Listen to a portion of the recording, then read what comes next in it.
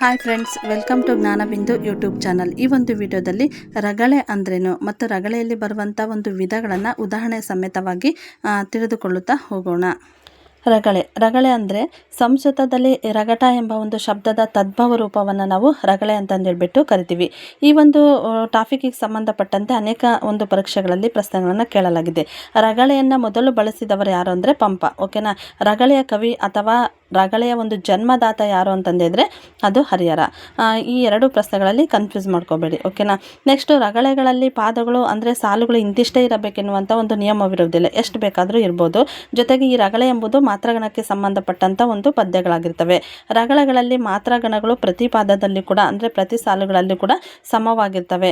ಪ್ರತಿ ಎರಡು ಪಾದಗಳಿಗೆ ಪ್ರಾಸ ಪದವಿರುತ್ತದೆ. ಅದು ಆದಿಪ್ರಾಸ ಆಗಿರ್ಬೋದು, ಇಲ್ಲವೇ ಇಲ್ಲಿಗೆ ಅನೇಕ ಬಾರಿ ರಗಳೆಗಳಲ್ಲಿ ಅಂತ್ಯಪ್ರಾಸಗಳು ಹೆಚ್ಚಾಗಿ ಕಂಡುಬರುತ್ತವೆ. ಇನ್ನು ರಗಳೆಗಳಲ್ಲಿ 3 ವಿಧಗಳು ಕಂಡುಬರ್ತವೆ. ಉತ್ಸಾಹ ರಗಳೆ, ಮಂದಾನಿಲ ರಗಳೆ, ಲಲಿತ ರಗಳೆ. ಆ ಒಂದು ರಗಳೆಗಳನ್ನು ಉದಾಹರಣೆ ಸಮೇತವಾಗಿ ಒಂದೊಂದೇ ತಿಳಿದುಕೊಳ್ಳುತ್ತಾ ಹೋಗೋಣ. ಮೊದಲನೇದಾಗಿ ಉತ್ಸಾಹ ರಗಳೆ ಅಂತಂದೇಳಿದರೆ ಎರಡೆರಡು ಸಾಲುಗಳಲ್ಲಿ ಪ್ರಾಸ ನಿಯಮವನ್ನಿಟ್ಟುಕೊಂಡು 3 ಮಾತ್ರೆಯ 4 ಗಣಗಳು ಅಂದರೆ ಉತ್ಸಾಹ ರಗಳೆಯಲ್ಲಿ ಪ್ರತಿ ಸಾಲಿನಲ್ಲಿ ಕೂಡ 3 ಮಾತ್ರೆಯ 4 ಗಣಗಳು ಬರ್ತವೆ. ಇಂತಿಷ್ಟೇ ಸಾಲುಗಳಿರಬೇಕೆಂಬ ಒಂದು ನಿಯಮವಿರುವುದಿಲ್ಲ.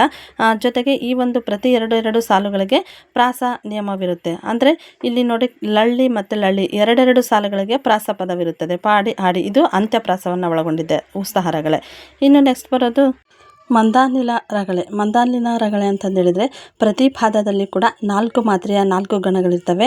ಜೊತೆಗೆ ಎರಡೆರಡು ಸಾಲುಗಳಿಗೆ ಪ್ರಾಸ ನಿಯಮವಿರುತ್ತೆ. ಇಂತಿಷ್ಟೇ ಸಾಲುಗಳಿರಬೇಕೆಂಬ ಒಂದು ನಿಯಮವಿರುವುದಿಲ್ಲ. ಇಲ್ಲಿ ಉದಾಹರಣೆ ಸಮೇತ ನೋಡೋದಾದರೆ ಪ್ರತಿಯೊಂದು ಸಾಲಿನಲ್ಲಿ ಕೂಡ 4 ಮಾತ್ರೆಯ 4 ಗಣಗಳಿರ್ತವೆ.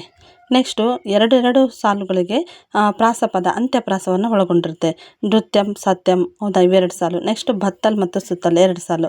ಹೀಗೆ ಅಂತ್ಯಪ್ರಾಸವನ್ನು ಒಳಗೊಂಡಿರುವಂಥದ್ದನ್ನು ನಾವು ಮಂದಾಲಿನ ರಗಳೆ ಅಂತಂದೇಳ್ಬಿಟ್ಟು ಕರಿತೀವಿ. ಇನ್ನು ನೆಕ್ಸ್ಟ್ ಲಲಿತ ರಗಳೆ ಅಂತಂದೇಳಿದರೆ ಪ್ರತಿ ಪಾದದಲ್ಲಿ ಕೂಡ 5 ಮಾತ್ರೆಯ 4 ಗಣಗಳಿರ್ತವೆ.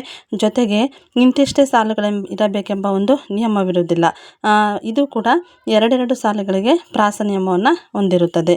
ಇಲ್ಲಿ ಉದಾಹರಣೆ ನೋಡೋದಾದರೆ ಪ್ರತಿಯೊಂದು ಸಾಲಿನಲ್ಲಿ ಕೂಡ ಎಷ್ಟು 5 ಮಾತ್ರೆಯ 4 ಗಣಗಳಿರ್ತವೆ. 1 2 ಗಣ 3 ಗಣ 4 ಗಣ 5 ಮಾತ್ರೆಯ 4 ಗಣಗಳಿರ್ತವೆ. ಎರಡೆರಡು ಸಾಲುಗಳಿಗೆ ಅಂದರೆ ಮೊದಲೆರಡು ಸಾಲು ಮುಡಿಗೆಂದು ನೀಡೆಂದು, ನೆಕ್ಸ್ಟ್ 2 ನೀನೆನುತ್ತಾ ಮತ್ತು ನೀಡೆನುತ್ತಾ ಎರಡೆರಡು ಸಾಲುಗಳಿಗೆ ಪ್ರಾಸ ನಿಯಮವನ್ನು ಹೊಂದಿರುತ್ತೆ.